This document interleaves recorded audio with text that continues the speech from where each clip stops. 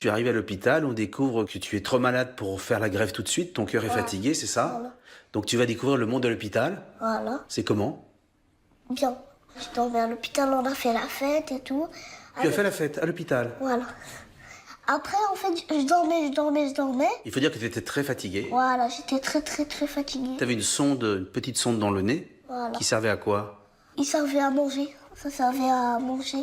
Ça part par jusqu'à l'estomac et ça me nourrissait. Et qui te mettait la sonde? Au premier jour, c'était les infirmières. Et comme je suis venue, c'est maman. Ça fait mal? Non. Ça chatouille un peu, mais ça va. Et alors que tu étais déjà très malade, tu as fait aussi très vite un AVC à l'hôpital. Oui. En fait, au début, j'étais en chaise roulante. Je pouvais même pas marcher et tout. Et ça va bien. Mais juste, j'arrive pas à écrire avec cette main. J'écris avec cette main.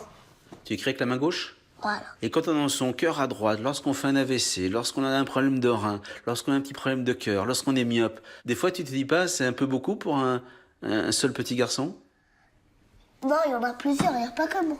Jamais tu t'es plaint? Non, dans la vie, il faut jamais se plaindre. Et est-ce que tu as eu peur de pas guérir? Non.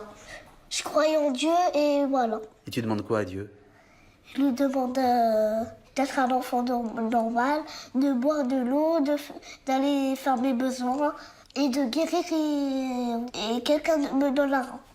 Et que quelqu'un te donne un... Voilà. Et je serai guérie et voilà, je suis là. Raconte-moi un peu cette vie à l'hôpital d'enfant malade. Il y avait plusieurs cas de malades. Il y avait le cancer, il y avait la dialyse, où il y avait plein de gens qui faisaient la dialyse comme moi. Et il y avait bien sûr des cas plus difficiles que moi. Et toi, tu as toujours été très heureux, très joyeux. Voilà, c'est ma nature. En fait, moi, je suis spéciale. C'est-à-dire? Je suis joyeux et tout. Parfois, des autres, ils sont moins rassurés que moi. Quel conseil tu peux donner, toi, à tous les enfants malades? Le conseil d'être solidaire, comme moi et mes parents. Mais parfois, vous pouvez pleurer parce que ça fait du bien, parfois, de pleurer. Parce que je comprends tous les trucs. Tu sais que ça peut être grave. Tu sais que ça peut mal se terminer. Je sais, bien sûr. Il y a eu plein de trucs comme ça, ils sont morts. Ils sont morts. Voilà. Est-ce que quand on a ton âge, on a quelquefois peur de mourir? Quelquefois.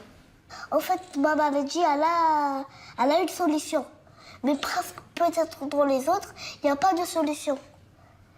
Et on peut mourir comme il n'y a pas de solution. Tu as senti que tes parents étaient inquiets? Oui, bien sûr. Qu'est-ce que tu leur disais? Je leur disais, c'est pas grave, maman, c'est pas grave. Après, elle me disait, si, c'est grave, si, c'est grave. Moi, je lui disais, c'est pas grave, moi, je vais guérir un jour. Et elle me disait, d'accord, je vais arrêter de pleurer. Et c'est moi qui l'ai raisonné. C'est toi qui les raisonnais? Voilà. Normalement, c'est les parents qui raisonnent les enfants. Voilà. Moi, c'est l'inverse.